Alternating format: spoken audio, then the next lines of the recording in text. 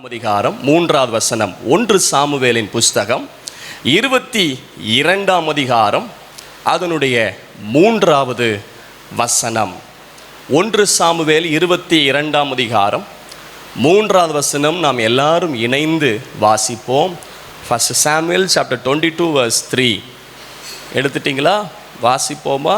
371வது பக்கம், பழைய ஏற்பாட்டில் 371வது பக்கம். 1 சாமுவேல் 22ஆம் அதிகாரம் 3வது வசனம். தாவீது அவ்விடத்தை விட்டு மோவாபியரை சேர்ந்த மிஸ்பேக்கு போய் மோவாபின் ராஜாவை பார்த்து, தேவன் என்னை எப்படி நடத்துவார் என்று நான் அறியும் மட்டும் என் தகப்பனும் என் தாயும் உங்களிடத்திலே தங்கியிருக்கும்படி தயவு செய்யும் என்று சொல்லி. மோவாபின் ராஜாவை பார்த்து தாவீது சொல்லுகிறார், தேவன் என்னை எப்படி நடத்துவார்? தேவன் என்னை எப்படி நடத்துவார்? இந்த ரேமா வார்த்தைகளை ஆண்டவரிடத்திலிருந்து பெற்றுக்கொள்ளும் போது அப்படியே ஆத்மா பயங்கரமாக குளிரும். அதான் பைபிளில் சொல்லுகிறது. இந்த உங்களுக்குரிய வார்த்தைகள் எல்லாம் பெற்றுக்கொள்ளும் போது அவ்வளோ ஆனந்தமாக இருக்கும். அப்படி ஏதோ ஒரு இனம் புரியாத சந்தோஷம். அந்த ஒரு சந்தோஷத்தை போன வாரம் அனுபவிக்க உதவி செஞ்சார். இந்த அனுகூலம் என்ற செய்தியை பெற்றுக்கொள்ளும் போதும், இந்த வாரத்தில் இன்றைக்கு பேசக்கூடிய செய்தியை பெற்றுக்கொள்ளும் போதும் அவ்வளவு ஆனந்தம். நிச்சயமாக தேவ நடத்துதல் உங்களோடு கூட இருக்கும். கர்த்தர் நம்மோடு பேசுவார். இந்த சம்பவம், இந்த சூழ்நிலைமை என்னவென்றால், தாவீது சவுலுக்கு பயந்து ஓடுறார். உயிரை காத்துக்கணும், அங்கங்கே ஓடுறாரு. எங்கே போனாலும் வேட்டையாடுற மாதிரி, தெல்லுப்பூச்சை வேட்டையாடுற மாதிரி சவுல் துரத்திட்டு வர்றார். மாமனார் தான். மாமனார் எப்படி இருக்கணும்னு இருக்கு, குவாலிட்டியாக இருக்கணும், நல்ல மாமனாராக இருக்கணும். ஆனால் இந்த மாமனார் மோசமானவராக இருக்கார். கட்டி கொடுத்த தன் மகளை வேற ஒருத்தனை கட்டி கொடுத்துட்டார். மருமகனை கொல்ல நினைக்கிறார். ஐயோ, தீமை செய்யணும்னு நினைக்கிறார். அவ்வளோ பயந்து போய் மாமனார் டெரராக இருக்கக்கூடாது. சரிங்களா? நல்ல மாமனாராக இருக்கணும். பைபிளில் மாமனாரை பற்றி எடுத்தால் எல்லாம் நெகட்டிவாகவே இருக்கு, நெகட்டிவாகவே இருக்கு. யாக்கோ மாமனார், சிம்சோனுடைய மாமனார், தாவீதின் மாமனார், என்னப்பா மாமனாராலே நெகட்டிவாக தான் இருக்கு. ஆனால் சபையில் நல்ல மாமனார்கள் இருப்பார்களாக. உங்களுக்கும் நீங்கள் மாமனார் பட்டம் சிலர் சீக்கிரத்தில் சில சகோதரர்கள் பெறுவார்களாக. ஆமென். சரி, இந்த சம்பவம் என்னவென்றால், இவர் பயந்து போய் அதுல்லாம் குகையில போய் ஒளிகிறார். அதான் 1ஆம் வசனத்தில் பார்க்கிறோம். அது இவர் கூட இணைஞ்ச டீம் பாருங்களேன். தாவீது அவ்விடத்தை விட்டு தப்பி அதுல்லாம் என்னும் கெபிக்கு போனான். அங்கிருந்து பாடப்பட்ட சங்கீதத்தை இன்னைக்கு நம்ம வாசிச்சோம். அது அப்படித்தான் கருதப்படுகிற அந்த கெபிக்குள் இருந்து பாடின சங்கீதம் தான் இன்றைக்கு 2 சங்கீதங்கள் சொல்லுவாங்க. 146 நினைக்கிறேன். அப்புறம் இன்னைக்கு வாசித்த சங்கீதம் 57 அந்த அனுபவத்தில் பாடப்பட்ட சங்கீதமாக கருதப்படுகிறார். இப்போ அவங்க கூட தாவீது ஏற்கனவே கஷ்டப்பட்டு அங்கேயும் ஓடிட்டு அலைகிறாரு. ஒரு கெபிக்குள்ள போய் ஒளிஞ்சிருக்கிறாரு. கூட ஒரு டீம் சேருது பாருங்க, சூப்பர் டீம். இந்த மாதிரி டீம் வச்சு நடத்துறதுக்கு விசேஷ கிருபை இல்லாமல் நடத்த முடியாது. ஆனாலும் கிருபையில ஓடிக்கிட்டு இருக்கு. உங்களை சொல்லலை, தாவீது. 2ஆம் வசனம், ஒடுக்கப்பட்டவர்கள், கடன்பட்டவர்கள், அது ஒரு கூட்டம் இருக்கு பாருங்க, அவங்கள சமாளிக்க முடியாது. முறுமுறுக்கிற கூட்டத்தை என்ன சொன்னாலும் முறுக்கு சுடுவான், முறுமுறுப்பான். என்ன சொன்னாலும், இதுன்னு பண்ணாலும், அது என்ன பண்ணாலும் சாட்டிஸ்ஃபேக்ஷனே பண்ண முடியாது, முறுமுறுக்கிறவனை. இப்போ தாவீது யாருக்கு தலைவன் தெரியுமா? ஒடுக்கப்பட்டவன், கடன்பட்டவன், முறுமுறுக்கிறவனுக்கு அவன் தலைவனானான். ஏ அப்பா, லீடர். காலர் தூக்கி நிற்கலாம். யாருக்கு தலைவன்? கடன்பட்டவனுக்கு, ஒடுக்கப்பட்டவனுக்கு, முறுமுறுக்கிறவனுக்கு தலைவர். நான் லீடர்ரா. கர்த்தர் சில நேரத்தில் தலைமைத்துவத்தில் இப்படித்தான் உங்களை உருவாக்குவார். அதுக்கப்புறம் தான் ஒரு பெரிய படைத்தலைவனாக மாற்ற முடியும். ஆரம்பத்தில் இந்த மாதிரி விட்டாத்தான் தலைவனாக உருவாக முடியும். ஆமென். கர்த்தர் நல்லவர். சரி, இந்த செய்திக்குள்ளே போயிடுவோம். இப்போ இந்த நேரத்தில் மிகுந்த வேதனை, கஷ்டம், தேவை, நெருக்கம், மரண பயம், மரணத்திற்கு பாதுகாப்பு வேணும். அப்போ தகப்பன் தாய் கூட இருக்கிறாங்க. இப்போ தகப்பன் தாயை விட்டுறக்கூடாது. தகப்பன் தாய் எங்கெல்லாமோ சுத்திட்டு ஓடினா, சவுல் தகப்பன் தாயும் கொன்றக்கூடாது. அவன் படை தகப்பன் தாயும், தாவீதுடைய தகப்பன் தாயும் கொன்றக்கூடாது. தகப்பன் தாய் மேல ஒரு பாதுகாப்பு அக்கறை இருந்துச்சு. மோவாப் ராஜா, மோவாப் குறித்து நமக்கு எதிர்மறையா தெரியும். அப்ப ஏன் மோவாப் ராஜாட்ட போனாரு? அதுக்கு என்னவா இருக்கலாம் என்று ஒருத்தர் கொள்வார். ஒரு குறிப்பிட்ட சூழ்நிலையில தகப்பன் தாய் கூட கைவிடப்பட வேண்டிய நிலைமை வரும். ஆனால் தேவன் ஒருபோதும் கைவிட மாட்டார், கடைசி பரியந்தம் நடத்துவார். அவர் நடத்துகிற கர்த்தர். ஆங்கிலத்தில் இப்படி சொல்லுகிறது, he will be our guide even unto death. he will be our guide. Guide பண்றவர். அதுதான் இன்றைக்குள்ள செய்தி. தெய்வீக நடத்துதல், தெய்வீக நடத்துதல், டிவைன் கைடன்ஸ். ஆச்சரியமா நடத்துவார். ஒரு 3 சம்பவங்களை உங்களுக்குள் கொண்டு வந்து உங்களுக்கு புரியும்படிக்கு செய்தியை கொடுக்க விரும்புகிறேன். அதுக்கு முன்பதாக சில வசனங்களையும் நாம் கவனிப்போம். ஏசாயா 48 அதிகாரம் 17 வசனம். ஏசாயா 48:17. ஏசாயா 48:17. இஸ்ரவேலின் பரிசுத்தராயிருக்கிற உன் மீட்பரான கர்த்தர் சொல்லுகிறதாவது, பிரயோஜனமாயிருக்கிறதை உனக்கு போதித்து நீ நடக்க வேண்டிய வழியிலே உன்னை நடத்துகிற உன் தேவனாகிய கர்த்தர் நானே. நீ நடக்க வேண்டிய வழியிலே உன்னை நடத்துகிற தேவனாகிய கர்த்தர், நம்மை நடத்துகிறவர். எப்ராமை கைப்பிடித்து நடக்க பழக்கினேன். ஆண்டவர் விசுவாசத்தில் நம்மை நடக்க பழக்குகிறவர். தேவனை சார்ந்து நடக்கும்படி நம்மை பழக்குகிறவர். கர்த்தரை மாத்திரம் நம்பி நடக்கும்படி நம்மை பழக்குகிறவர். நம்மை ட்ரெயின் பண்ணுகிற, விசுவாசத்தில் ட்ரெயின் பண்ணுகிற தேவன் தான் நம்முடைய ஆண்டவர். நடக்க வேண்டிய வழியிலே உன்னை நடத்துகிற தேவன். உபாகமத்தின் புஸ்தகம் 32 அதிகாரம் 12 வசனம். உபாகம் 32:12. உபாகம் 32:12. கர்த்தர் ஒருவரே அவனை வழி நடத்தினார். கர்த்தர் ஒருவரை லீட் பண்ணினார்னு போட்டிருக்கு, கைட் பண்ணினார்னு போட்டிருக்கு. கர்த்தர் ஒருத்தரை கைட் பண்ணினார். கர்த்தர் நமக்கு நன்மை பொறாய், நம்மை நடத்துகிற மெய்ப்பராய். இங்க போப்பா, அங்க போப்பா, இந்த காரியத்தை செய், இதை செய், அங்க போகாத, இங்க பண்ணாத, அப்படி நம்மை நடத்துகிற ஒரு தெய்வம், நாம் ஆராதிக்கிற தெய்வம். கர்த்தர் நம்மை நடத்துகிறவர். ஏசாயா 58 அதிகாரம் 11 வசனத்தில் பார்க்கிறோம். ஏசாயா 58:11. கர்த்தர் நித்தமும் உன்னை நடத்தி, கர்த்தர் நித்தமும் உன்னை நடத்தி, கடைசி பரியந்தம் கர்த்தர் நம்மை நடத்த முடியும். நித்தியமா கர்த்தர் நம்மை நடத்த முடியும். நாம் ஆராதிக்கிற ஆண்டவர் கர்த்தர் நித்தமும் என்னை நடத்துகிறவர். சொல்லுங்க, கர்த்தர் நித்தமும் என்னை, எங்களை நடத்துகிறவர். கண் பார்வை இல்லாதவர்களை நாம் பார்த்தால், ஊனமுற்றவர்களையோ நடக்க முடியாதவர்களையோ நாம் பார்த்தால், அவர்கள் ரோடை கிராஸ் பண்ணணும்னு இருப்பாங்க. உதவி செய்யணும்னு நமக்கு பாரம், விருப்பம் நல்லவங்களுக்கு வரும். அப்போ ஐயா உங்களுக்கு அந்த பக்கம் போகணுமான்னு கைப்பிடிச்சு அந்த பக்கம் கொண்டு போய் விட்டுருவோம். இதுக்கு மேல நமக்கு இறக்கம் வந்து, ஐயோ இவ்வளவு கஷ்டப்படுறாரு, எப்படி போயிடுவார் பஸ் ஏறி?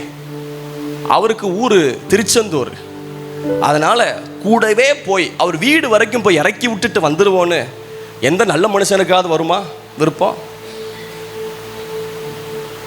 யோசிங்களா, இதில் யோசிக்க வேண்டிய காரியம். நம்ம கண் பார்வைக்கு உதவி செய்வோம், பஸ் ஸ்டாண்ட் ஒன்று விடுவோம், கொஞ்சம் கடத்தி விடுவோம், அந்த பக்கம் போங்க, இது நாய் இருக்கு, இது வண்டி இருக்கு, பள்ளம் இருக்கு.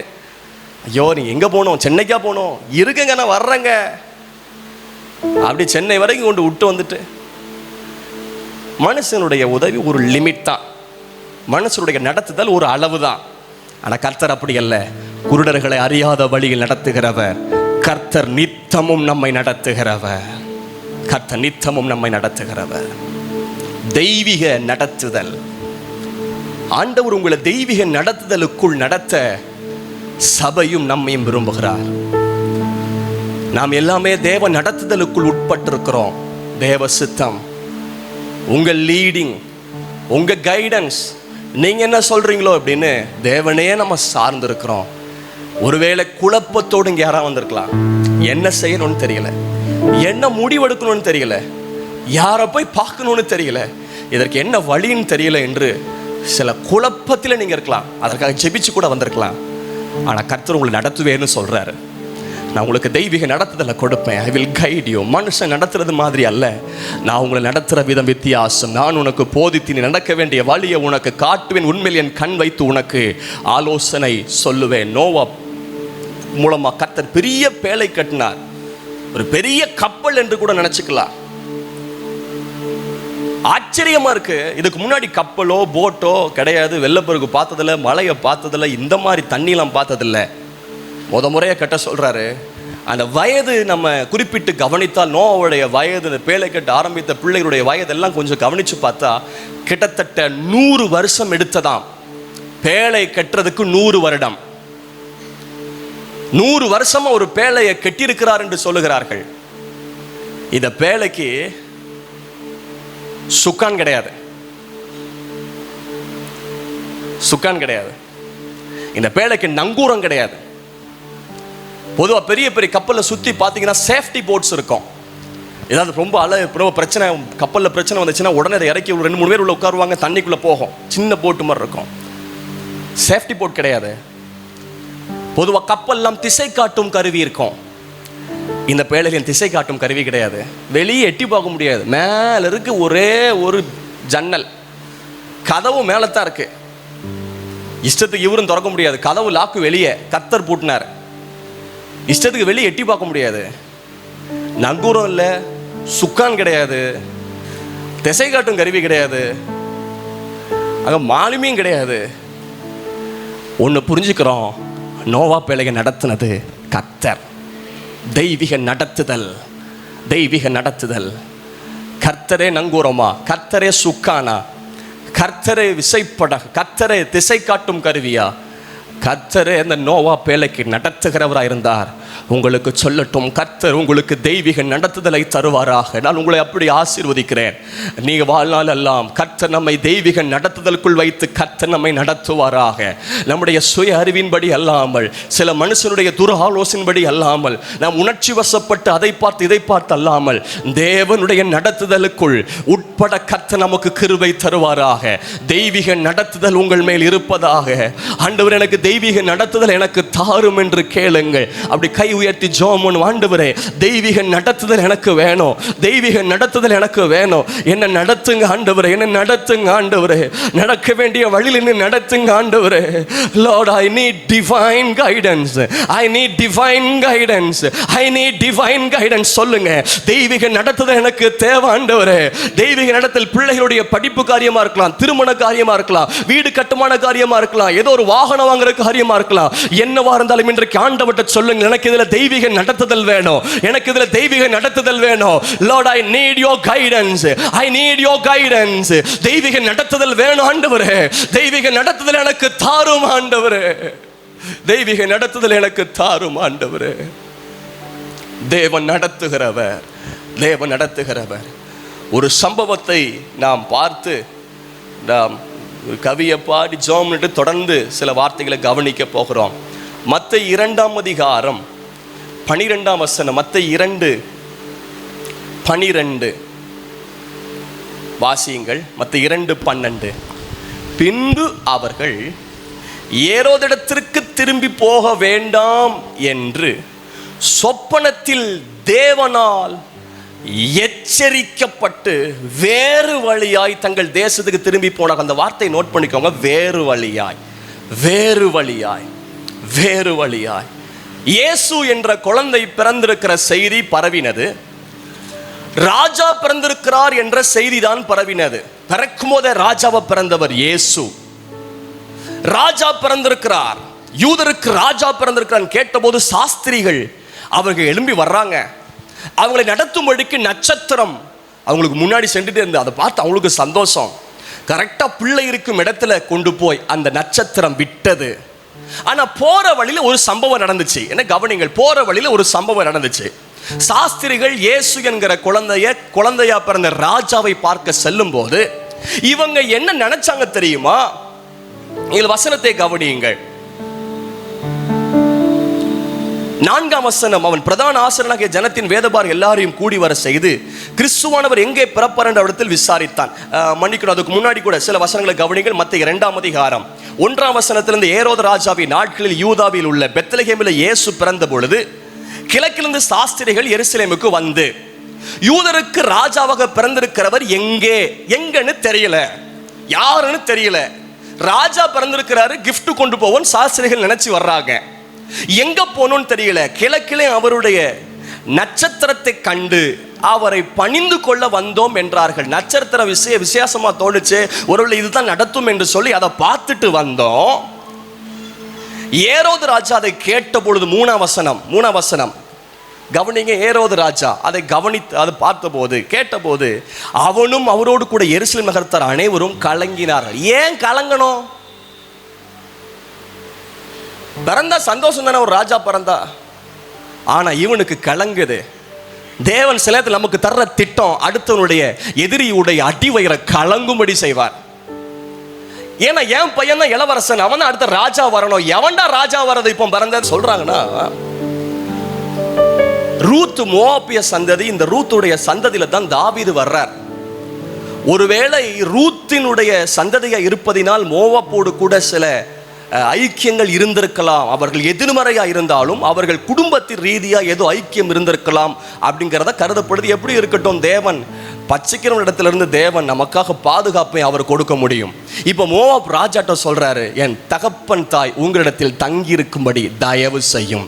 அவன் எதிர்மறையான ஆளா இருந்தாலும், நெகட்டிவான ஆளா இருந்தாலும், சாத்தியமில்லாத இடத்துல இருந்தாலும் கர்த்தர் தயவு பாராட்ட முடியும். சிறைச்சாலைக்குள்ளிருந்து தயவு பாராட்டினவர், அரண்மனையில தயவு பாராட்டினவர். தேவன் தயை உள்ளவர், தயை உள்ளவனுக்கு அவர் தயை உள்ளவராக இருக்கிறார். இப்போ தாவீது சொல்றாரு, என் தகப்பன் தாய் உங்ககிட்ட இருக்கட்டும், ஆனா நான் தேவன் எப்படி என்னை நடத்துவார்னு நான் அறியணும். தேவன் என்னை எப்படி நடத்துவார்னு அறியணும். இதுல ஆழமா தியானிக்கக்கூடிய பல காரியம் இருக்கு. நம்முடைய பிள்ளைகளை கூட டிபெண்டிங்கா வளர்க்கக்கூடாது. Independent, depending with God. தேவனை சார்ந்தும் தேவனை நம்பியும் தானும் சுயமா வாழ்ற மாதிரி கண்டிப்பா பிள்ளைகள் குடும்பங்களை வைக்கணும். இது வேத சட்டம். அவங்க தனி குடும்பம், தனி லீடர், அவங்க தனி முடிவு எடுக்கணும், தனி அவங்க செலவு பண்ணணும், தனி அவங்க சம்பாத்தியம் பண்ணணும், அதை அவங்கள வச்சு அனுபவிக்கணும். இன்னொன்று, அவங்க தேவனை விசுவாசிக்கணும். அப்போ நம்ம கொடுத்துக்கிட்டே இருந்தால் விசுவாசிக்க மாட்டான். பெற்றோர் ரொம்ப அவங்கள ரொம்ப கவனிச்சுக்கிட்டே இருந்தோம்னா அவன் கர்த்தரை விசுவாசிக்க மாட்டான், சுயமாவும் நின்ற மாட்டான். அவன் சுயமா நின்று பழகணும். அது முக்கியமா தேவனை விசுவாசி நின்று பழகணும். இப்போ தாவீது சொல்றாரு, தேவன் என்னை எப்படி நடத்துவார்னு அறியணும். இன்றைக்குள்ள ரேமா வார்த்தை என்ன தெரியுமா? தெய்வீக நடத்துதல், டிவைன் கைடன்ஸ். அதுதான் உங்களுக்கு கொடுக்குற ரேமா வார்த்தை, டிவைன் கைடன்ஸ். எழுதிக் கொள்ளுங்கள், தெய்வீக நடத்துதல், தெய்வீக நடத்துதல், தெய்வீக நடத்துதல். தாவீது தெய்வீக நடத்துதலுக்கு உட்பட தன்னை ஒப்பு கொடுத்தார். இப்போ வாலிப பிள்ளைகளா, கல்யாணம் ஆகி போனதுக்கப்புறம் அம்மா அம்மானு கை நீட்டாத, ஏசப்பா ஏசப்பான்னு கையை உயர்த்து. பசங்களா, கல்யாணம் முடிஞ்சதுக்கப்புறம் அப்பா அப்பான்னு கை நீட்டாத, ஏசப்பா ஏசப்பான்னு கை உயர்த்து. அல்லேலூயா. பெற்றோரே, கொடுத்து கெடுத்துடக்கூடாது. கர்த்தரை விசுவாசிச்சு வளர்க்கணும். தேவனை எப்படி நடத்துவார் என்று அவர் அறிஞ்சிக்கணும், அவர் தெரிஞ்சுக்கணும். தேவன் என்னை எப்படி நடத்துவார், தெய்வீக நடத்தலுக்குள் நாம் உட்பட ஆண்டவர் கிருபை தருவாராக. தொடர்ந்து தியானிக்க கர்த்தர் நமக்கு கிருபை தரட்டும். நம்மை நடத்துகிறது கர்த்தர் தான். தெய்வீக நடத்துதல், தேவன் என்னை எப்படி நடத்துவார் நான் அறியணும். கர்த்தர் நிச்சயமா நடத்துவார். ரொம்ப அப்பா அம்மாவையோ, ரொம்ப பணத்தையோ, ரொம்ப குடும்பத்தையோ, ரொம்ப பின்னணிகளையோ சார்ந்து இருந்தோம்னா தேவ நடத்துதலை புரியவே முடியாது, தேவ நடத்துதலை அனுபவிக்கவே முடியாது, தேவ நடத்துதலை நம்ம இன்னும் அறிந்து கொள்ள முடியாது. ஆகவே சில நேரத்தில் சில தொடர்புகள் துண்டிக்கப்பட்டால் தான் தேவன் நடத்துதல் நமக்கு தெரியும். தேவன் எப்படி நடத்துகிறார் என்று நாம் அறிந்து கொள்ளும்படிக்கு சில நேரத்தில் சில பாடங்கள் நமக்கு தேவைப்படுகிறது. எரேமியா 10ஆம் அதிகாரம் 23ஆம் வசனத்தை கவனிங்கள். ரொம்ப அருமையா போட்டிருக்கோம். எரேமியா 10:23. கர்த்தாவே, மனுஷனுடைய வழி அவனாலே ஆகிறதல்லவென்றும் தன் நடைகளை நடத்துவது நடக்கிறவனாலே ஆகிறதல்லவென்றும் அறிவேன். வழி நடக்கிறவனான அல்ல, நடக்கிற நடை கூட, அந்த ஸ்டெப், ஒவ்வொரு நடை கூட நடக்கிறவனால கூட அல்ல. நமக்கு தெரியும், நான் எடுத்து வைக்கிற ஒவ்வொரு நடை கூட, ஸ்டெப் கூட தேவனாலே தானாகிறது. தேவனாலே தானாக. எத்தனை வித ஒத்துக்கொள்ள முடியும்? நம்மை நடத்துறது கர்த்தர். வனாந்தரத்தில் நடத்தினவர், மந்தையை போல் நடத்துகிறவர், கூற்றி அணைத்து நடத்துகிறவர், தன் நடைகளை நடத்துறது நடக்கிறவனாலே ஆகிறதல்ல, நடத்துகிற கர்த்தராலே ஆகிறது. நடத்துகிற கர்த்தர், நம்மை நடத்துகிற கர்த்தர், தெய்வீக நடத்துதல் இருக்கிறது. சங்கீதம் 48:14 பார்க்கிறோம். சங்கீதம் 48:14, இந்த தேவன் என்றென்றைக்கும் உள்ள சதா காலமும் நம்முடைய தேவன், மரண பரியந்தம் நம்மை நடத்துவார். அப்பா அம்மா அவங்க உயிர் இருக்க வரைக்கும் நடத்த முடியும். சொல்ல போனா அவங்களுக்கு முடிஞ்ச அளவுக்கு தான் நடத்த முடியும். அவங்களுக்கு பலன் இருக்க வரைக்கும் நடத்த முடியும். அதுக்கப்புறம் முடியாது. அதுக்கப்புறம் வாய்ப்பே இல்லை. வேற பிள்ளையும் கவனிக்கணும்னு போகும். அப்போ பட்சபாதங்கிற ஒரு நிலைமைக்குள் உட்படுத்தப்பட்டது போல் இருக்கும். ஆனால் தேவன் அப்படி அல்ல. மரண பரியந்தம் நம்மை நடத்த முடியும். தகப்பன் தாய் கைவிட்டாலும் எனக்கு அடுத்து என் தலைமுறை தான் ராஜா வரணும். ஏன்னா ராஜா என்கிற ஒரு செய்தி கொடுக்கப்பட்ட போது இவனுக்கு பயம் உண்டாக போச்சு. யாரா ராஜாவை பிறந்தது? கலக்கம் உண்டாய் அவன் பண்ண திட்டம். 4ஆம் வசனம், அவன் பிரதான ஆசாரியர் ஜனத்தின் வேதபாரகர் எல்லாரையும் கூடி வர செய்து கிறிஸ்துவானவர் எங்கே பிறப்பார் என்று அவரிடத்தில் விசாரித்தான். அதற்கு அவர்கள் யூதாவில் உள்ள பெத்லகேமிலே பிறப்பார். அது என்னவென்றால், யூத தேசத்தில் உள்ள பெத்லகேமே, யூதாவில் பிரபுவாகிய நீ சிறியதல்ல, என் ஜனமாகிய இஸ்ரவேல் ஆளும் பிரபுவினிடத்திலிருந்து புறப்படுவார் என்று தீர்க்கதரிசியினால் எழுதப்பட்டிருக்கிறது என்றார்கள். இப்போ ஏரோது ராஜாக்கு செய்தி சொல்லப்பட்டது. முன்பதாக குறிக்கப்பட்ட தீர்க்க தரிசனங்கள் சொல்லப்படுகிறது. இப்படி இந்த இடத்துல பிறப்பார், அவர் இப்படி இருப்பார் அப்படின்லாம் சொல்லப்பட்ட போது 7ஆம் வசனம், அப்பொழுது ஏரோது சாஸ்திரிகளை ரகசியமாய் அழைத்து, அந்த வார்த்தையை நோட் பண்ணிக்கோங்க, ரகசியமா அழைச்சு ஒரு உள் திட்டம் பண்றான். எதுக்கு? மர்கையா கொல்றதுக்கு, ராஜாவை கொல்றதுக்கு, ராஜாவை பிறந்தவரை கொல்றதுக்கு. இவனுக்குள்ள வெறி. இந்த சாஸ்திரிகள் இங்க வந்திருக்காங்க பாருங்க. ரகசியம் அழைச்சி நட்சத்திரம் காணப்பட்ட காலத்தை குறித்து அவரிடத்தில் திட்டமாய் விசாரித்து, சூழ்ச்சி, பிசாசின் தந்திரம், எதிரியின் திட்டம், சூழ்ச்சி கர்த்தர் அறிவார். தேவன் அதற்கு உட்படுத்தாமல் கர்த்தர் காத்து கொள்வார். இப்போ சொல்ற, நீங்கள் போய் பிள்ளை குறித்து திட்டமாய் விசாரிங்கள். எல்லாம் விசாரிச்சிருங்க. விசாரிச்சுட்டு நீங்கள் அதை கண்ட பின்பு நானும் வந்து அதை பணிந்து கொள்ளும்படி. இது தந்திரம். ஆனா ரகசியம் என்ன தெரியுமா? கொல்லணும். ஆனா என்ன சொல்றான்? நானும் வந்து பணிந்து கொள்ளும்படி எனக்கு அறிவிங்கள் என்று அவன் சொல்றான். இப்ப நடந்தது என்ன தெரியுமா? பிள்ளை போய் பார்த்துட்டாங்க. பிள்ளை போய் பார்த்தாச்சு. ஆனால் நைட் ஆண்டவர் சொப்பனத்தில் எச்சரிக்கிறார். 12ஆம் வசனம், பின்பு அவர்கள் ஏரோது இடத்திற்கு திரும்பி போக வேண்டாம் என்று சொப்பனத்தில் தேவனால் எச்சரிக்கப்பட்டு, போக வேணாம், ஏதோட்ட போகாதீங்க, ஏரோதிட்ட போகாதீங்க. அவன் நல்ல திட்டம் கிடையாது, அவனுக்கு நல்ல சூழ்ச்சி கிடையாது, அவன் நல்ல விருப்பம் பண்ணல, அவன் தந்திரவாதி, அவன் கொல்லணும்னு நினைக்கிறான், ரகசியமாக சில ஆலோசனை பண்ணுறான். போகாதீங்க. தேவன் சில நேரத்தில் அவர் கைடன்ஸை, தடுக்கிற கைடன்ஸ் கூட தருவார். தேவன் தடுக்கிற நடத்தல கூட தருவார். இந்த இடம் செய்யாதப்பா, இதை வேணாம்ப்பா, இந்த இடம் வேணாம்ப்பா, இந்த அலைன்ஸ் வேணாம்ப்பா, இந்த வீடு கட்ட வேணாம்ப்பா, இந்த வாகனம் வாங்க வேணாம்ப்பா, இந்த இடத்துல கடன் வாங்க வேணாம்ப்பா, இங்க லோன் வாங்க வேணாம்ப்பா, இந்த இடத்துல போய் பிள்ளைய சேர்க்காதப்பா, இந்த இடத்துல செய்யாதப்பா. கர்த்தர் சில நேரத்தில் தடுக்கிற காரியத்தை கூட செய்வார். அதை எத்தனை பேர் ஒத்துக்கொள்றீங்கன்னு தெரியல. வேதத்தில் ஆதாரம் இருக்கு. அவர் தடுக்கிற ஆவியானவர். தேவனுடைய சித்தத்தில் உண்டு அவர் தடுக்கிற சித்தம். தடுக்கிற சித்தம். If it is not will of God, let's close all the doors. உங்க சித்தம் இல்லாத ஒவ்வொன்றும் என் வாழ்க்கையில் அடைக்கப்படுவதாக. உமக்கு சித்தமில்லாத வழிகள் ஒவ்வொன்றும் அடைக்கப்படுவதாக. உமக்கு சித்தமில்லாத ஆசீர்வாதங்கள் ஒவ்வொன்றும் தடுக்கப்படுவதாக. உமக்கு சித்தமில்லாத மேன்மைகள் ஒவ்வொன்றும் தடுக்கப்படுவதாக. உமக்கு சித்தமில்லாத வழிகள் ஒவ்வொன்றும் அடைக்கப்படுவதாக. ஆண்டவரே, என் வாழ்க்கையில, ஊழியத்தில் உங்கள் சித்தமில்லாத ஒவ்வொரு வழிகள் அடைக்கப்படட்டும். ஒவ்வொருவரும் ஜெபம் பண்ணி, ஆண்டவரே, எங்க குடும்பத்தில், என் பிள்ளைகள் வாழ்க்கையில, என் வாழ்க்கையில உமக்கு சித்தம் இல்லாத ஒரு வழி கூட வேணாம், எல்லா வழிகளை அடைச்சிருங்க ஆண்டவரே.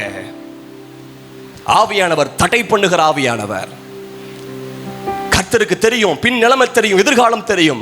ஆகவே ஏரோதுடைய கண்க்கு உட்படாதபடிக்கு, அவனுடைய சூழ்ச்சிக்கும் திட்டத்துக்கும் உட்படாதபடிக்கு கர்த்தர் வேறு வழியாய் திருப்பி விட்டார். டிவைன் கைடன்ஸ், ஒரு தெய்வீக நடத்துதல் உண்டாகிறது. கர்த்தர் சாஸ்திரிகளை வேறு வழியாய் திருப்பி விட்டது போல் கர்த்தர் நமக்கு வழிகளை வைத்திருக்கிறார். ஒரு வழி அடைக்கப்பட்டாலும் கர்த்தர் வழிகள் நமக்காக திறக்கிற கர்த்தர். அவர் வழிகாட்டுகிறவர், வழி நடத்துகிறவர், அவர் வழி எனக்கு உண்டு பண்ணுகிறவர். பாதை இல்லாத இடத்துல எனக்கு பாதையை உண்டு பண்ணி கூட கர்த்தர் நடத்துவாருங்க. இஸ்ரவேல் ஜனங்கள் செல்வதற்காக ராயல் பாத் உண்டு, ராஜரீக பாதை. கானான் தேசம் செல்வதற்கு ராஜாக்கள் பயணம் பண்ணுகிற பாதைகள். ஆனால் அந்த பாதையிலும் கர்த்தர் நடத்தவில்லை. வணிக பாதை உண்டு. வணிகர்கள், பிசினஸ் பண்றவங்க, வியாபாரம் பண்றவங்க, அவங்க பிரயாணம் பண்ணக்கூடிய பாதை. இஸ்ரவேல் ஜனங்களை வணிக பாதையிலும் கர்த்தர் நடத்தவில்லை.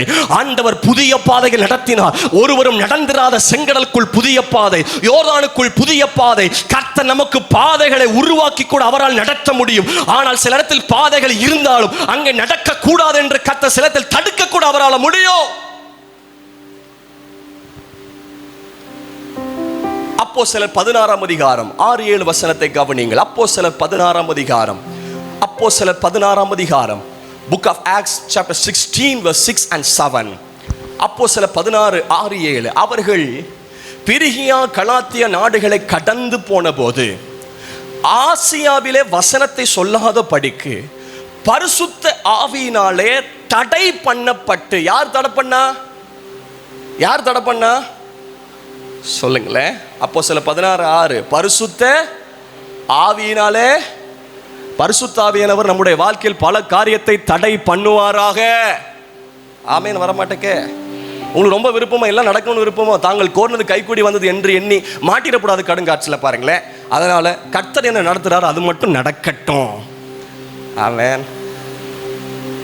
பரிசுத்த ஆவியானவர் தடை பண்ணப்பட்டு 7ஆம் வசனம், மிசியா தேசம் மட்டும் வந்து பித்தினியா நாட்டுக்கு போக பிரயத்தனம் பண்ணினார்கள். ஆவியானவரோ அவர்களை போக ஒட்டாதிருந்தார். ஆவியானவர் தடை பண்றாரு, ஆவியானவர் போக ஒட்டாதிருந்தார். இந்த பிரயாணம் பண்ணாதப்பா மாட்டிக்குவ வேணாம். சில இடத்துல கர்த்தர் ஆவியானவர் உணர்த்தி தேவன் வேற ட்ரெயின்ல போக வச்சிருக்கிறாரு.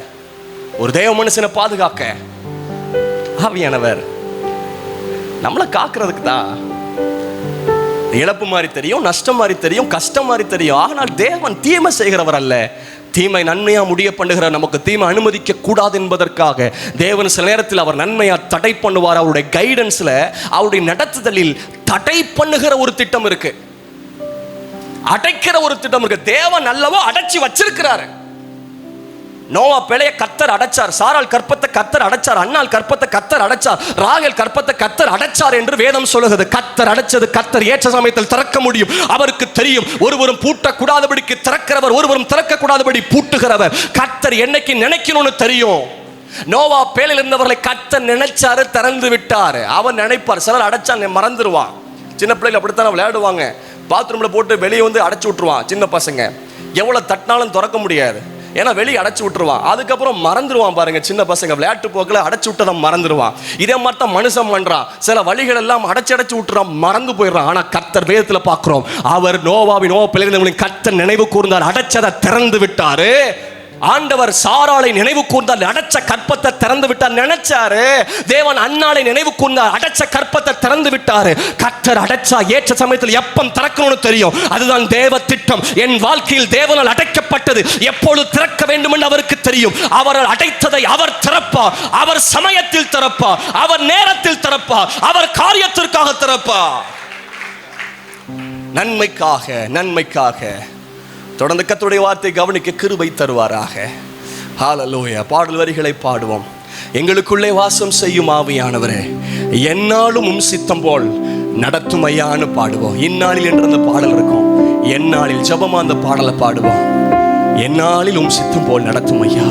கைத்தட்டி சேர்ந்து உற்சாகமா ஜபமா அந்த வரிகளை பாடுவோம். சில நடத்துதல் தெரியாம சோர்ந்து போய் என்ன பண்ணணும்னு தெரியல, பாஸ்டர் எங்க போகணும்னு தெரியல, நடத்துதலே இல்லை, எங்க நடக்கணும்னு தெரியல அப்படிங்கிற ஒரு கலக்கத்தோட வந்திருக்கலாம். அவர் கலங்கரை விளக்கா இருக்கிற நடத்துறதுக்கு. ஓ ரதரபகம், எங்களுக்குள்ளே வாசம் செய்யும் ஆவியானவரே, என்னாலும் உம் சித்தம் போல் நடத்தி செல்லுமையா. எங்களுக்குள்ளே ஆவியானவரே, என்னாலும் உம் சித்தம் போல் நடத்தி செல்லுமையா. ஆவியானவரே, ஷலதரபகா, பரிசுத்த ஆவியானவரே, ஆவியானவரே, பரிசுத்த ஆவியானவரே, எங்களுக்குள்ளே வாசம் செய்யும் ஆவியானவரே. Indian beat. உம் சித்தம் போல் வாசம் செய்யும் ஆவியானவரே, என்னாலும் உம் சித்தம் போல் நடத்தி செல்லுமையா. எங்களுக்குள்ளே வாசம் செய்யும் ஆவியானவரே, என்னாலும் சித்தம் போல் எங்கு செல்ல வேண்டும், என்ன சொல்ல வேண்டும், வழி நடத்தும் ஆவியானவரே. எங்கு செல்ல வேண்டும், வழி நடத்தும் ஆவியானவரே. உம் விருப்பம் இல்லாத இடங்களுக்கு செல்லாமல் தடுத்து நிறுத்தும் ஆவியானவரே. உம் விருப்பம், ஜெபமா பாடுவோம், தடுத்துருங்க ஆண்டவரே, தடுத்து நிறுத்தும் ஆவியானவரே. உம் விருப்பம் இல்லாத இடங்களுக்கு செல்லாமல் தடுத்து நிறுத்தும் ஆவியானவரே. உம் விருப்பம் இல்லாத இடங்களுக்கு செல்லாமல் தடுத்து நிறுத்தும். வேலையா தடப்படட்டும் தேவ சித்தத்திற்காக. ஆவியானவரே, ஆண்டவர் என்னென்ன நீங்க தடை பண்ண நினைக்கிறீங்களோ, we allow to stop. ஆண்டவர் allow பண்றோம், தடுத்துருங்க உங்க திட்டத்திற்காக, உங்க சித்தத்திற்காக. பரிசுத்த ஆவியானவரே, ஆவியானவரே, எங்கள் திட்டங்கள், எங்கள் சுய எண்ணங்கள் தடுக்கப்படட்டும். ஆவியானவரே, ஆவியானவரே, பரிசுத்த ஆவியானவரே, எங்கு செல்ல வேண்டும், என்ன சொல்ல வேண்டும், வழி நடத்தும் ஆவியானவரே. எங்கு செல்ல வேண்டும்,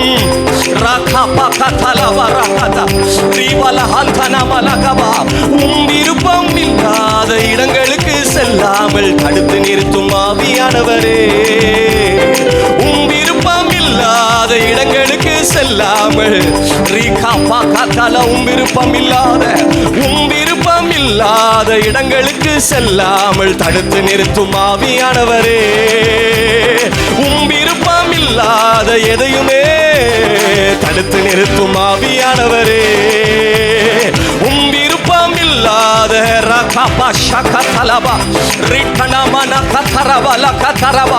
உம் விருப்பம் இல்லாத இடங்களுக்கு செல்லாமல் தடுத்து நிறுத்தும் ஆவியானவரே. ஆவியானவரே,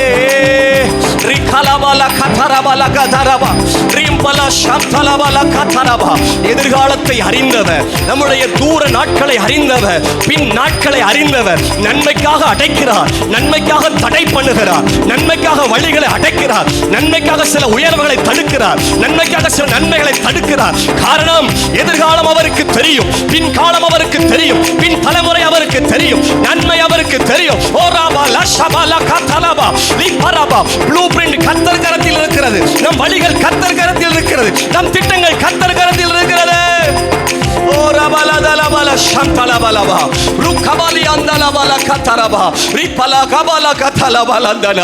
சபையே, நம்முடைய முழு காரியமும் கர்த்தருக்கு தெரியும். காலங்கள் கர்த்தருடைய கரத்தில் இருக்கிறது.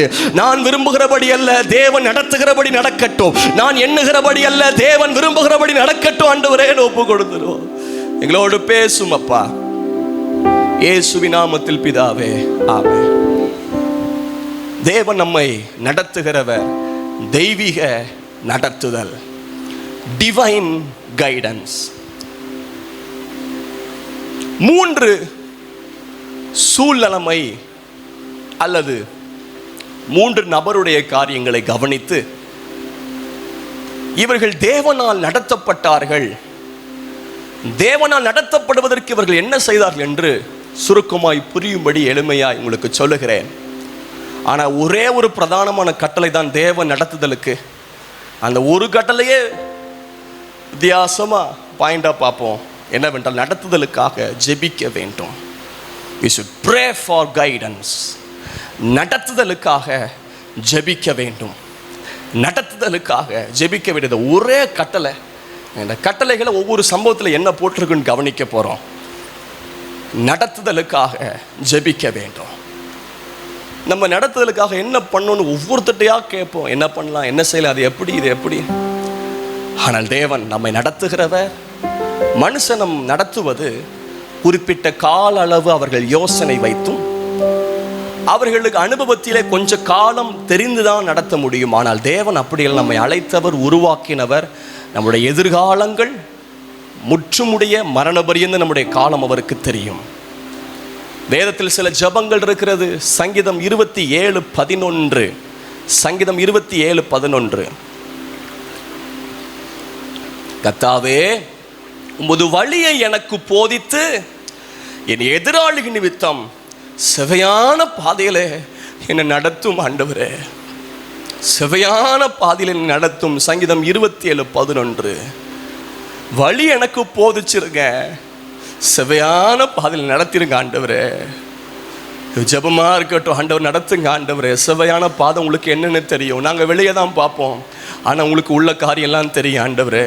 லோத்து வெளியே தான் சமபூமியை தான் பார்த்தார். ஆடுகள்லாம் கொண்டு போனால் நல்ல செழிப்பாக வளரும்னு தான் பார்த்தார். யோர்தான் அது ஏதன் தோட்டத்தை போல் இருந்துச்சு. ஆனால் தேவனுக்கு உள்ளே இருக்கிற காரியம் தெரியும், அங்கே இருக்கிற அசுத்தங்கள் பாவங்கள் தெரியும். நாங்கள் வெளியே போய் பார்த்து மாட்டிக்கிறோம், ஆனால் உங்களை நாங்கள் நோக்கி நாங்கள் பார்க்கணும். உங்கள் நடத்துதலை காத்திருக்கணும் ஆண்டவரே. செவ்வையான பாதையில் நடத்தும்.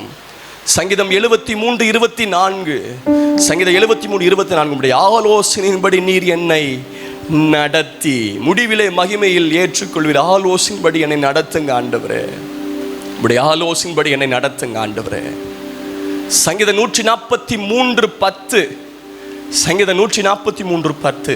உமக்கு பிரியமானதை செய்ய எனக்கு போதித்தருளும். நீரே என் தேவன். உடைய நல்ல ஆவி என்னை செம்மையான பாதையில் நடத்துவாராக. உடைய நல்ல ஆவி செம்மையான பாதையில் நடத்துங்கிறங்கப்பா, நடத்திருக்கப்பா.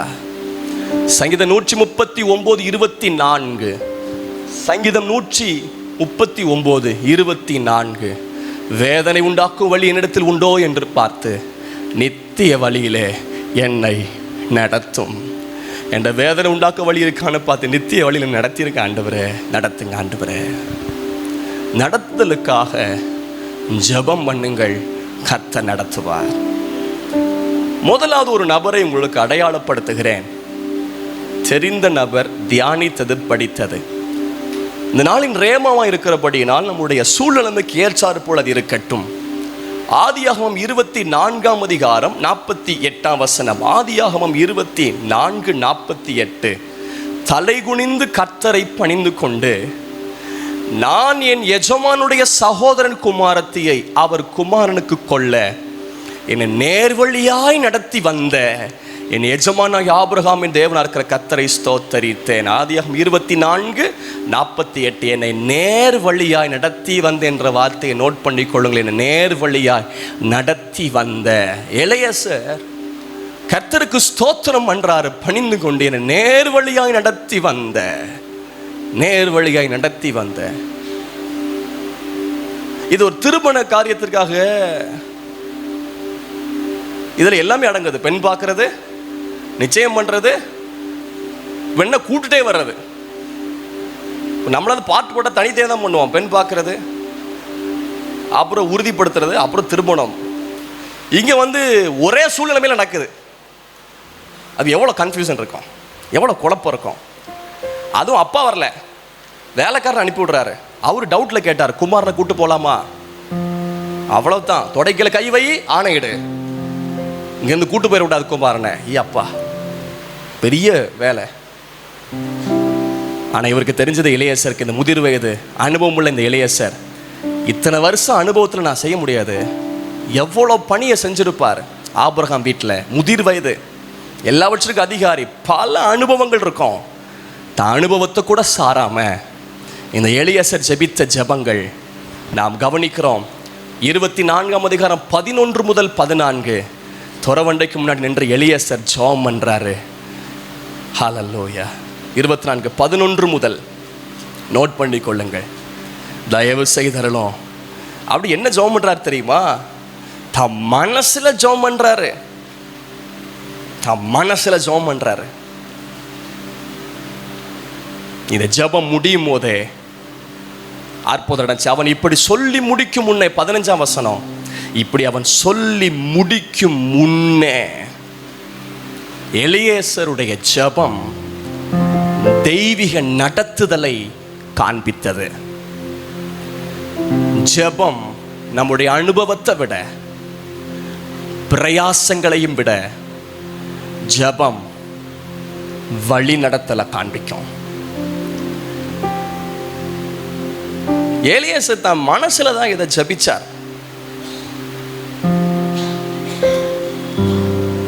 நான் குடிக்க என் குடத்தை சாய்க்க வேண்டும் என்று நான் சொல்லும் போது, குடி என்றும் ஒட்டங்களுக்கு குடி வார்ப்பேன் என்றும் சொல்லும் பெண் எவளோ அவளே உடைய ஊழியக்கான ஈசாக்கு நியமிக்கப்பட்டதா இருக்கும். என் எஜமானுக்கு அனுக்கிரகம் செய்தலும் என்று அதனாலே அறியவும் செய்தலும் என்றான். இந்த ஜெபம் சரியான நடத்துதல். எங்க போய் பெண் எடுக்கணும்னு சொன்னார், அந்த இடத்துல போய். ஆச்சரியமா இருக்கு. அதே பெண் ஒருவேளை பிள்ளைகளின் திருமண காரியத்துக்கு கூட யோசனைகள், அதை குறித்த எண்ணங்கள் இப்போவே இருக்கலாம், அதை குறித்து வந்திருக்கலாம். ப்ரே அண்ட் காட், ஜெபியுங்கள். ஒரு இடத்திற்கும் பேசுறதுக்கு முன்னாடி, பதிவு வைக்கிறதுக்கு முன்னாடி, போட்டோ பார்க்கறதுக்கு முன்னாடி ஜெபம் ஜெபம் ஜெபம் ஜெபம் ஜெபம் வழி நடத்தும். அதை எலியாசு சொல்றார், நேர் வழியாய் நடத்தி வந்த தெய்வீக நடத்துதல் ஜெபித்த ஜெபத்தில் வெளிப்பட்டது. ஏன்னா கன்ஃபியூசன், குழப்பம். இவர் அடையாளத்தையும் சொல்லி ஜெபம் பண்றார். இந்த மாதிரி செய்யணும், குடிய நான் ஒட்டங்களுக்கும் வார்ப்பேன் என்று சொல்லணும். அந்த பெண் எவ்வளோ அவளே அப்படின்னு சொல்றாரு. கர்த்தர் ஜெபத்தை கேட்டார், ஜெபத்தை கேட்டார். ஜெபத்தை கேட்ட கர்த்தருக்கு ஸ்தோத்திரம். எலியேசர் என்ற சம்பவம். எலியேசர் தன் எஜமானுடைய மகன் ஈசாக்கு பெண் பார்க்க போகும்போது, உத்தரவு வாங்கி போகும்போது, பொறுப்பை பெற்று போகும்போது அவருக்கு தெரிஞ்சது, ஆண்டவட்ட உதவி கேட்டா ஆண்டவன் நடத்துவார். அதான் சொல்ற, நேர் வழியாய் நடத்தி வந்தார். பொதுவா 13 வயதிலிருந்தே எதிர்கால துணைக்காக ஜெபிக்கணுமா? 13 வயதுல இருந்தே, 13 டீன் ஏஜ்ல இருந்தே உங்களுக்கு சித்தமான பார்ட்னர் எனக்கு தாரும், உங்க சித்தமான பார்ட்னர் எனக்கு தாரும். 13 வயதிலிருந்தே எதிர்கால துணைக்காக ஜெபிக்க ஆரம்பிக்கணுமா? ஆனால் இப்போ 13 வயதிலிருந்தே ஒரே தேடுதல் தான். ரெண்டாவது சம்பவம் 2 நாளாகமத்தின் புஸ்தகம் 20ஆம் அதிகாரம். 2 நாளாகமத்தின் புஸ்தகம் 20ஆம் அதிகாரம் 12 முதல் நீங்கள் கவனிக்கணும். நீங்கள் திருப்பிக் கொள்ளுங்கள், அந்த வசனங்களை கவனிப்போம். 2 நாளாகமம் 20ஆம் அதிகாரம். இங்கே யுத்தம். யோசபாத் ஜனங்களும் இருக்கிறார்கள். எதிராக ஏராளமான கூட்டம் வந்து நிற்கிறாங்க. 2 நாளாகமம் 20ஆம் அதிகாரம் அதனுடைய 12ஆம் வசனத்தை கவனிப்போம். எங்கள் தேவனே, அவர்களை நீர் நியாயம் தீர்க்க மாட்டீரோ? எங்களுக்கு விரோதமாக வந்த இந்த ஏராளமான கூட்டத்துக்கு முன்பாக நிற்க எங்களுக்கு பலன் இல்லை. அந்த வார்த்தை ஒருவேளை யாருக்காகவும் பேச நோட் பண்ணுங்க. நிற்க பலன் இல்லை. இந்த பிரச்சனைக்கு முன்னாடி நிற்க முடியல. இந்த நிந்தைக்கு முன்னாடி, இந்த அவமானத்துக்கு முன்னாடி, இந்த பேச்சுக்கு முன்னாடி எந்த இடத்துல நிற்க முடியலன்னு யோசிக்கிறீங்க, அந்த இடத்துல கர்த்தர் நிற்க வைப்பார், ஸ்டாண்ட் பண்ண வைப்பார். அவர் நிலைநிறுத்துகிற தெய்வம், கிருபையினால் நிலைநிறுத்துகிறவர், நிற்பதும் நிர்மூலமாக இருப்பதும் கர்த்தருடைய கிருபை. எங்க நிற்க முடியலன்னு நீங்க எண்ணுகிறீங்களோ அந்த இடத்தில் தேவன் தம்முடைய கிருபையை தந்து நிற்க வைப்பார், நிற்க வைப்பார். வனாந்திரத்தில் நிமிர்ந்து நிற்கும் பலகைகள் என்று போன வாரம் தியானித்தோமே. நிமிர்ந்து நிற்க வைப்பார். காரணம், கிருபை என்கிற பாதம், அனுகூலம் என்கிற பாதம், அனுக்கிரகம் என்கிற பாதம், வெண்கல பாதம் அன்றைக்கு இருந்தபடியினால் வனாந்தரத்தில் பலகைகள் நிமிர்ந்து நின்றது. இந்த வனாந்தர பாதையில் எங்க நிற்க முடியாமல் இருந்தோமோ, எதிர் பிரச்சனைகள், வாக்குவாதங்கள், குடும்பத்துக்குள்ளே சில தொந்தரவுகள், பிரச்சனைகளால் கஷ்டப்பட்டு கொண்டு நிற்க முடியாது இருக்கிறீர்களோ, கர்த்தர் நிற்கும்படி கிருபை செய்கிறவர், நிலை நிறுத்துகிறவர். அவர் நிற்க பலனில்லை. இரண்டாவது பிரச்சனை, நாங்கள் செய்ய வேண்டியது இன்னதென்று தெரியல. இந்த மாதிரி யாராவது வந்திருக்கீங்களா? என்ன செய்யணும்னு தெரியல பாஸ்டர், அப்படி ரொம்ப குழம்புது, கையும் ஓடல காலும் ஓடல, என்ன செய்யணும்னு தெரியல. இந்த பிரச்சனையில, இந்த இக்கட்டில், இந்த சூழ்நிலை மேல என்ன செய்யணும்னு எங்களுக்கு தெரியல, என்ன செய்ய வேண்டும் எங்களுக்கு தெரியல. நிற்கவும் பலன் இல்லை, என்ன செய்யணும்னு தெரியல. ஆனா இந்த யோசபாத் கர்த்தர்ட்ட வந்தார். இந்த சம்பவத்தில் கவனிக்கிறது, அந்த வசனத்தை கவனிங்க. ஆகையால் எங்கள் கண்கள் உண்மையே நோக்கி கொண்டிருக்கு, எங்களுக்கு நிற்க பலன் இல்லை, என்ன செய்யணும்னு தெரியல. ஆனால் இந்த சூழ்நிலை மேல எங்களுக்கு ஒன்று தெரியும், எங்கள் கண்கள் உண்மையே நோக்கி கொண்டிருக்கு ஆண்டவரே. இது ஜெபத்துடைய ஒரு பகுதி. எங்கள் கண்கள் உண்மையை நோக்கி கொண்டிருக்கும். அவர்கள் அவரை நோக்கி பார்த்து பிரகாசம் அடைந்தார்கள். அவர்கள் முகங்கள் வெட்கப்பட்டு போவதில்லை. அவரை நோக்கி பார்க்கிறவர்கள் பிரகாசம் அடைவார்கள். அவரை நோக்கி பார்க்க எனக்கு ஒத்தாசை பர்வதங்களை நோக்கி நான் கண்களை ஏறெடுக்கிறேன், ஆனால் எனக்கு ஒத்தாசை வானத்தை பூமியும் உண்டாக்கின கர்த்தரிடத்திலிருந்து. அவரை நோக்கி பார்த்தவர்கள் பிழைப்பார்கள். எப்படி ஒரு வேலைக்காரனுடைய கண்கள் எஜமானனை கையை நோக்கி இருக்குமா போலவும், வேலைக்காரியின் கண்கள் வேலைக்காரியின் கண்கள் எஜமாட்டின் கையை நோக்கி இருக்குமா போலவும், எங்கள் தேவனாய் கர்த்தருக்கு இரக்கம் செய்கிற வரைக்கும் எங்கள் கண்கள் அவரை ஏன் நோக்கி கொண்டிருக்கும். இந்த பலன் இல்லாத நேரம், என்ன செய்ய வேண்டும் என்று தெரியாத நேரத்தில் அவர்கள் கர்த்தரை நோக்கி பார்த்தார்கள். கர்த்தரை நோக்கி பார்த்தவர்கள் அந்த இடத்தில் வெட்கப்பட்டு போவதே இல்லை. உங்க சொல்லட்டும், எந்த இடத்துல பலன் இல்லையோ, என்ன செய்ய வேண்டும் என்று தெரியலையோ, அங்கே கர்த்தரை நோக்கி பாருங்கள். தேவன் உங்களை ஆச்சரியமாய் வழி நடத்துவார். தெய்வீக நடத்துதல் உங்களுக்கு அங்கே கிடைக்கும். நடந்துச்சா?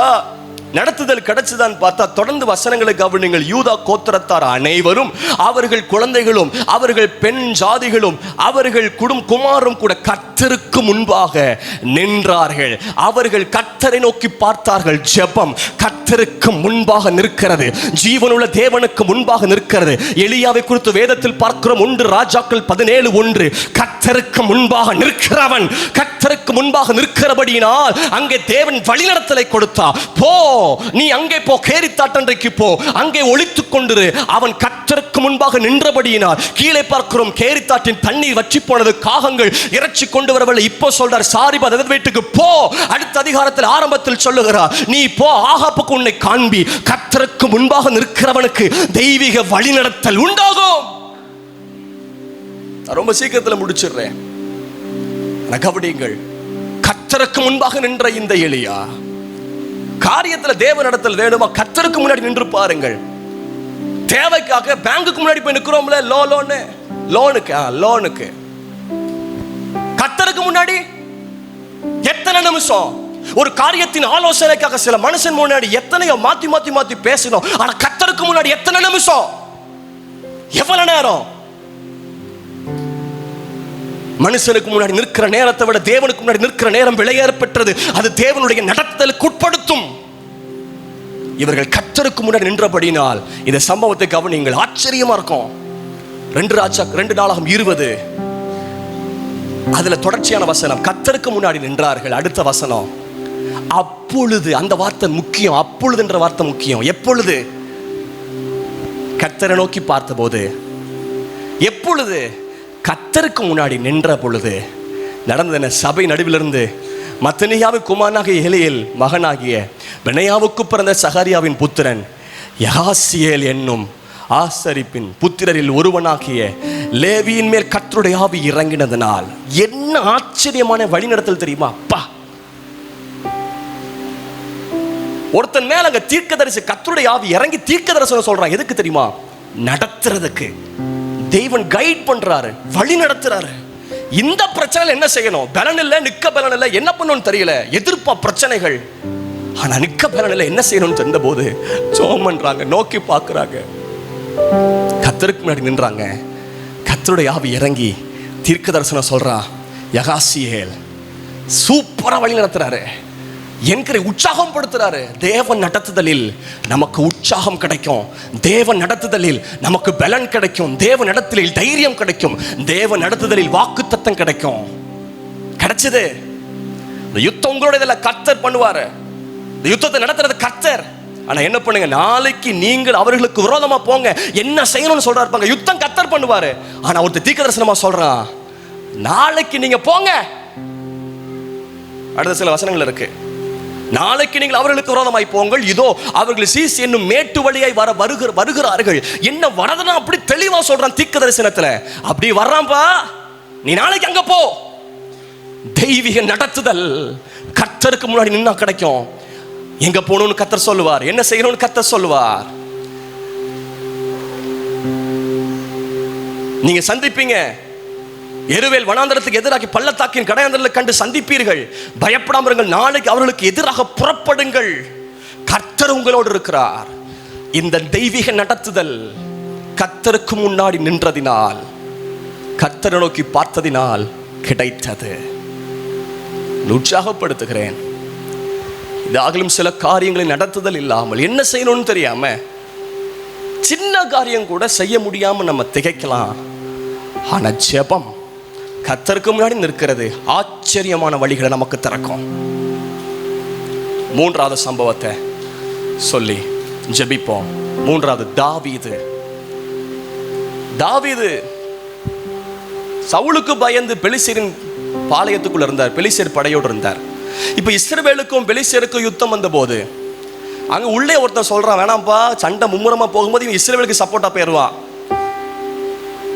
அப்படின்ன போது, வேணாம்ப்பா நீ போயிருன்னு சொல்லி அனுப்பி விடுறாங்க. வர்றதுக்குள்ள 1 சாமுவேல் 30ஆம் அதிகாரத்தில் தாவீது கூட இருந்தவர்கள், தாவீது மனைவி பிள்ளைகள் எல்லாம் கொள்ளையடிச்சிட்டு போய் அந்த இடத்தை சுட்டரிச்சிட்டான். சிக்லாக்கை கொள்ளையடிச்சு சிக்லாக்கை சுட்டரிச்சிட்டான். பலன் இல்லாமல் போக மட்டும் அழுதார்கள். பிள்ளைகள் இல்லை, மனைவி இல்லை, உடன்மைகள் இல்லை, இருந்த இடமெல்லாம் சுட்டரிச்சிட்டாங்க. அவ்வளோ நேரம் அழுதாங்க. இப்போ திடீர்னு ஒரு பிரச்சனை வருது. கூட நின்றுதவனே, கூட இருந்தவன் கடன்பட்டவன், நஷ்டப்பட்டவன், முறுமுறுக்கிறவன், ஆனால் இவனுக்கு சோறு போட்டு வளர்த்தா இருப்பாருங்க தாவீது. இவ்வளோ நேரம் அழுதான், இப்போ கையில் கல் எடுத்துட்டான். ஒன்னாவதுன்ற பிரச்சனை. இவ்வளோ நேரம் சோறு போட்டதுக்கு நன்றி இல்லை, இப்போ அந்த பிரச்சனைக்கு கல் எடுக்கலாம் கையில். கூட இருந்தவர்கள் உங்களுக்கு விரதமாக இருக்கலாம், என்ன பண்ணணும்னு தெரியாமல் இருக்கலாம். உங்கள் சொந்தம் எழும்பலாம், உங்கள் கணவர் எழும்ப, உங்கள் மனைவி உங்களுக்கு விரதமாக எழும்பலாம், பிள்ளைகள் விரதமாக எழும்பலாம். எதிர்பார்க்கவே இல்லை, இவங்களே எனக்கு விரதமாக இருக்கிறாங்களே என்ற ஒரு எண்ணம் கூட உங்களுக்கு இல்லை. நீங்கள் செய்கிற திட்டத்தில், உங்களுக்கு கத்த நடத்துகிற வழிகளில், ஏதோ ஒரு முக்கியமான ஒரு காரியத்தில் உங்களுக்கு விரோதமாக உங்களுக்கு கூட இருக்கிறவர்களை எழுந்து நிற்கலாம். தாவீது கூட இருந்தவன் கல் எடுத்து வச்சிருக்காங்க கையில். 1 சாமுவேல் 30ஆம் அதிகாரத்தை திருப்பி கவனிப்போம்.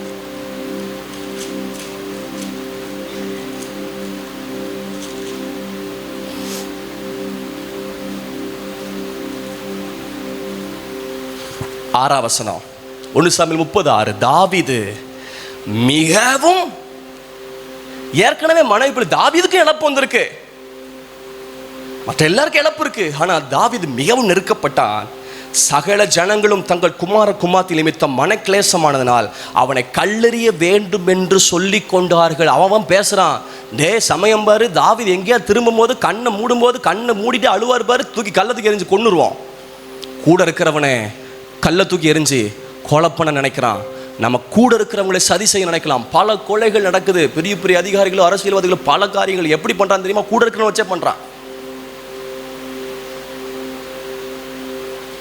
அதான் தாவீது சொல்லுவார், என்ன நிந்தித்தவன் சத்ருவல்ல, அப்படி இருந்தா விட்டுருப்பேன். நிந்தித்தவன் என் கூட இருக்கிறவன், பிராண செய்கிறவன் என் கூட இருக்கிறவன். இன்னைக்கு பலருக்கு பிரச்சனையே சத்ரு அவன் வீட்டாரே, அப்படித்தான் இருக்கு. இந்த நேரத்தில் என்ன பண்ணணும்னு தெரியல, என்ன பண்றது? இதை பேசினாலும் பிரச்சனை, அதை பேசினாலும் பிரச்சனை, இதை செஞ்சாலும் பிரச்சனை, இதை செய்யட்டாலும் பிரச்சனை, என்ன பண்றது?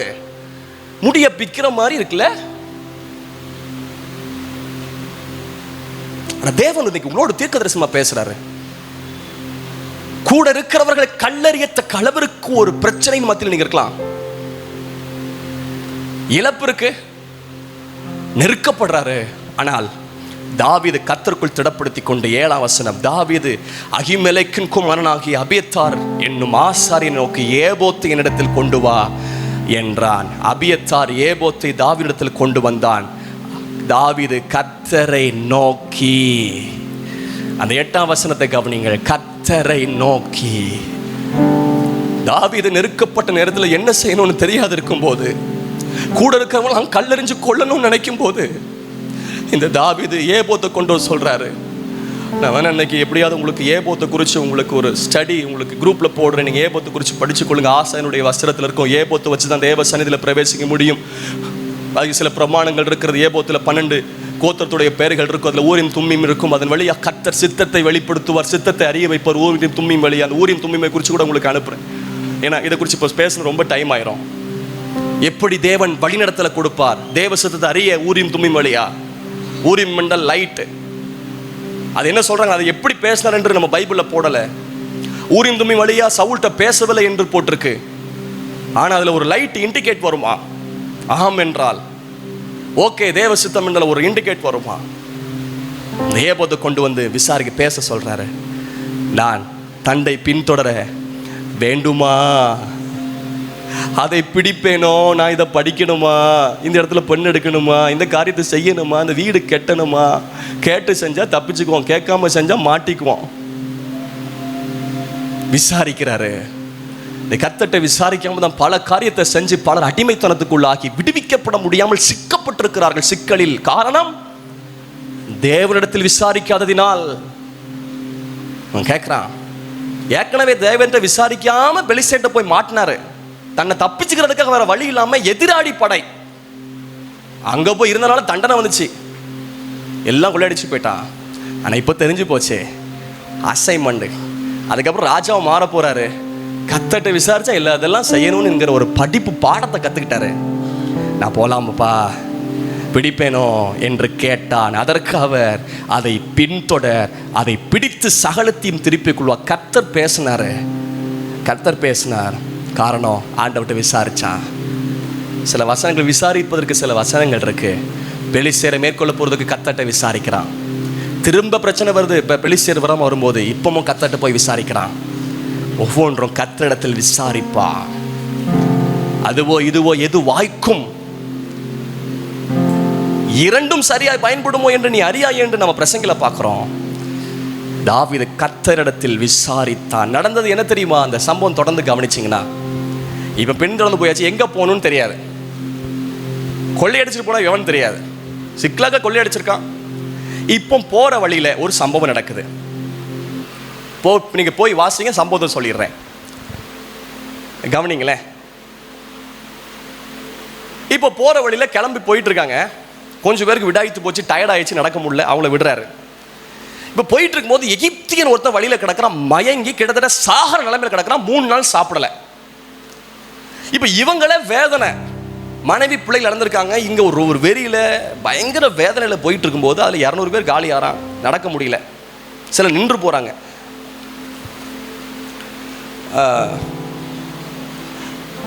இப்போ ஒரு எகிப்தனை பார்த்து, அவன் இப்படி மயங்கி கிடக்கிறானே பாவம், அவனுக்கு சாப்பாடு கொடுத்து, அவனுக்கு குடிக்க தண்ணி கொடுத்து, அவனுக்கு ஜீவன் வந்துச்சு. ஆனா அவன் யார் தெரியுமா? அதுதான் ஒரு ஆச்சரியம், ரகசியம் இருக்கு. இவனுக்கு சாப்பாடு கொடுத்ததுனால, இவனுக்கு தண்ணி கொடுத்ததுனால, இவனுக்கு ஜீவன் வந்ததுனால் இங்கிருந்தா என் கைடன்ஸ் வந்துச்சு, வழிநடத்தல் வந்துச்சு தாவீதுக்கு. இவன் யார் தெரியுமா? சிக்லாக்களை, தாவீதின் உடைமைகளை, தாவீது கூட இருந்தவங்களுடைய உடைமைகளை, தாவீது இருந்த பட்டணத்தை, தாவீது கூட இருந்தவனுடைய மனைவி பிள்ளைகள் எல்லாத்தையும் கொள்ளடிப்பதற்கு காரணமா வந்தவனுடைய ஒரு நபர், அந்த டீம்ல வந்தவன். ஆனா இவனுக்கு வியாதி. போகும்போது என்ன பண்ணிட்டான் தலைவன்? போட்டுட்டு போயிட்டான், செத்துருப்பான், போட்டு போயிட்டான். ஆனா இந்த சமயத்துல ஆச்சரியம், ஒரு உதவியினால் வழிநடத்தல் கிடைச்சது. இந்த வழிநடத்தல் கிடைக்க காரணம் தாவீது கர்த்தரிடத்தில் விசாரித்தான். நீ யாருப்பா? நான் இவ்விடத்தை அமலேக்கியன், இப்படி இங்க கொள்ளையடிச்சிட்டு போனோம். யார்கிட்ட இருந்து செய்தி வருது தெரியுமா? அப்பா இவனுக்கு தெரியாது, தாவீதுன்னு தெரியாது, இவங்களும் தான் கொள்ளையடிச்சு போனோம்னு தெரியாது. சொல்றான், ஆச்சரியமா நடத்தப்படும், நீ என்னை கொண்டு போய் விடுவாயான்னு கேட்கிறான். என்னை கொண்டு போய் விடுவியா? என்னை அந்த தண்டுக்கு கொண்டு போய் விடுவையா? இந்த நபர் இல்லை, நான் கொண்டு போகிறது கஷ்டம். ஆனால் ஏற்ற நேரத்தில் கர்த்தர் ஒரு கைடன்ஸை கொடுத்து ஒரு நபர் அங்கே எழும்ப பண்ணி அவனுக்கு உதவி செய்ய வச்சு அவன் கொண்டு போகிறான். நான் கொண்டு போகிறேன், ஆனால் என்னை மட்டும் மாட்டி விட்டுறாதீங்க, நான் கூட்டு கொண்டு போகிறேன், என்னை தலைவன்ட்ட போட்டு கொடுத்துட்டாதீங்கன்னு பரிந்து பேசுகிறான். இப்போ அது முக்கியம் இல்லைப்பா, உன் மூலமாக தேவன் எனக்கு நடத்தலை கொடுத்தார். சில எதிராளிகள் மத்தியில் இருந்த எவன் எதிர்த்தான, எவன் பிரச்சனை பண்ண, அவன்கிட்ட இருந்தே கர்த்தர் நமக்கு வழியை திறப்பார். எரிகோ அடைச்சான, அவன்கிட்டயே வழி இருக்கு. யோதன் அடைச்சிருந்து அதிலேயே வழி இருக்கு. இஸ்ரவேல் புத்திரர் எதிர்ப்பாக இருந்தார்கள், அதிலேயே வழி இருக்கு. சில அந்நிய நுகங்கள் உங்களுக்கு எதிர்பார்க்கும், அதிலேயே கர்த்தர் நமக்கு வழியை வச்சிருக்கிறார். பாதகமாக இருந்த இடத்திலே கர்த்தர் பாதையை வைத்திருக்கிறார். பாதகத்திலும் தேவனுடைய பாதை கர்த்தர் உங்களுக்கு தருவாராக. விசாரித்தார், திருப்பி கொண்டு வர்றா. காரணம் விசாரித்தார்.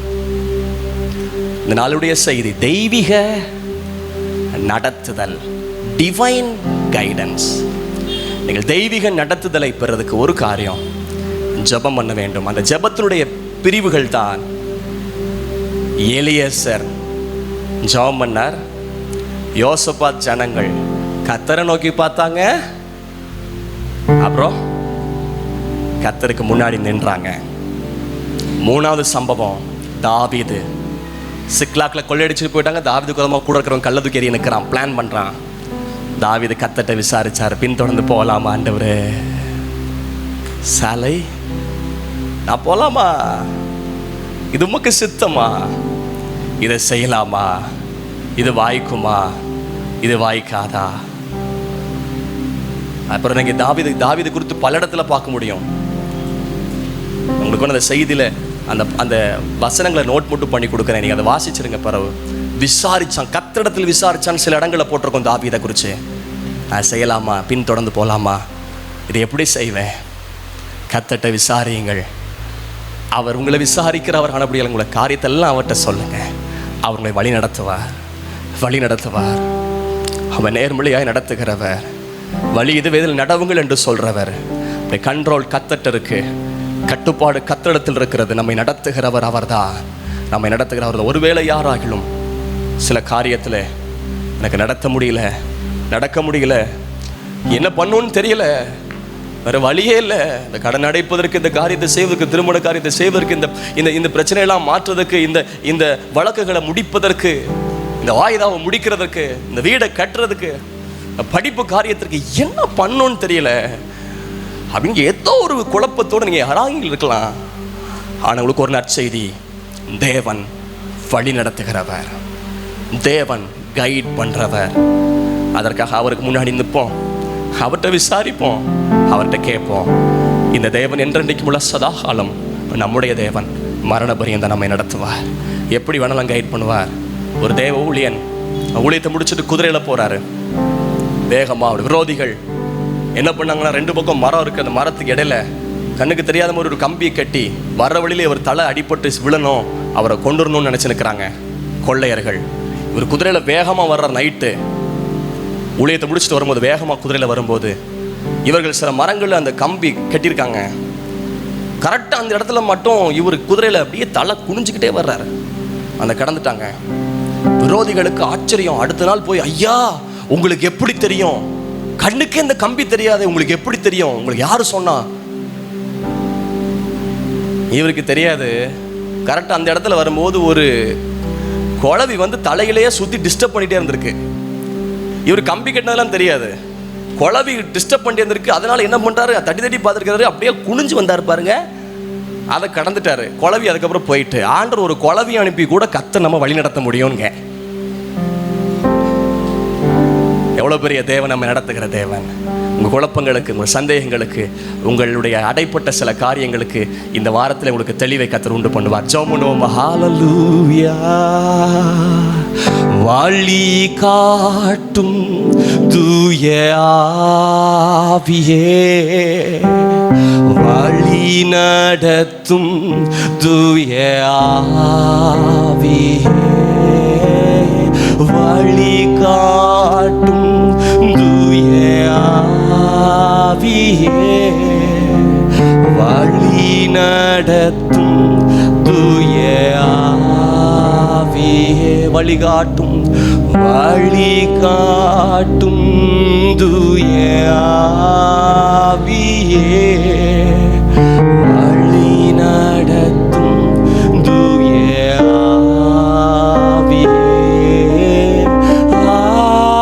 ஆவியே, தூய ஷலபரஹந்தல பகதர ஆவியே, தூய ஆவியே, வழி காட்டும் தூய. அர்ப்பணிப்போட கைகளை உயர்த்தி பாடும். ராகா பாலா ஷகதா. வழி நடத்தும் தூய ஆவி. என்ன பண்ணுன்னு தெரியலப்பா, வழி காட்டுங்க ஆண்டவரே உங்க பாதையை. ஆவியே, வழி நடத்தும் தூய ரேகபலகதாவியே, ஆவியே,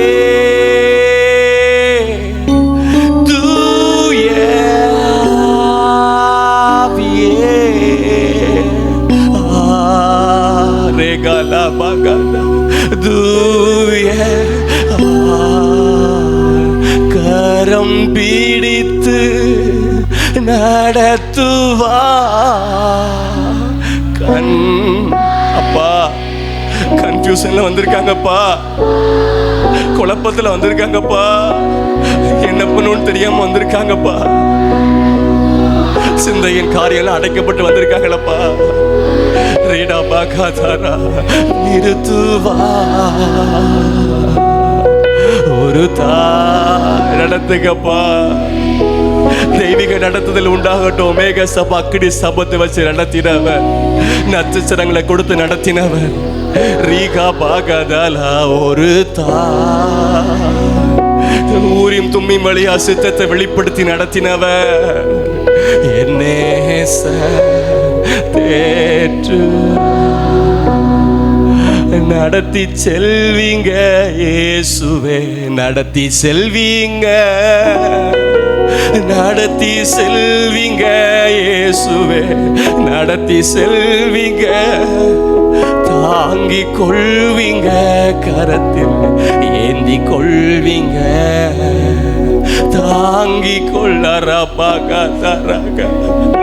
அப்பா நடக்க முடியலப்பா, என்ன பண்ணணும் தெரியல, யார பார்க்கணும்னு தெரியல, இதுக்கு என்னதான் வழினே தெரியலையே.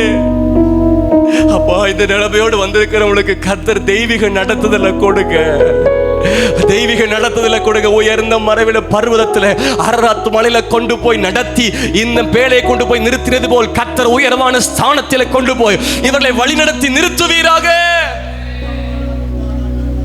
தேவ நடத்துதற்குள் இவர்களை ஒப்புக் கொடுக்கிறோம் இயேசுவின் நாமத்தில் பிதாவே, ஆமென். ஆத்துமாவே கர்த்தரை ஸ்தோத்திரி, முழுமே பரிசுத்த நாமத்தை ஸ்தோத்திரி. என் ஆத்துமாவே கர்த்தரை ஸ்தோத்திரி, கர்த்தர் செய்த சகல உபகாரம் மறவாதே. ஆமென். நம்முடைய கர்த்தராகிய இயேசு கிறிஸ்துவின் கிருபை, பிதாவாகிய அன்பும், பரிசுத்த ஆவியானுடைய வழி நடத்துதல் இப்பொழுதும் எப்பொழுதும் கர்த்தருடைய வருகை பரியந்தம் நம் அனைவரோடு கூட இருப்பாராக. ஆமென். அல்லேலூயா, ஹல்லேலூயா, ஹல்லேலூயா. கர்த்தர் உங்களை ஆசீர்வதிப்பார். God bless you.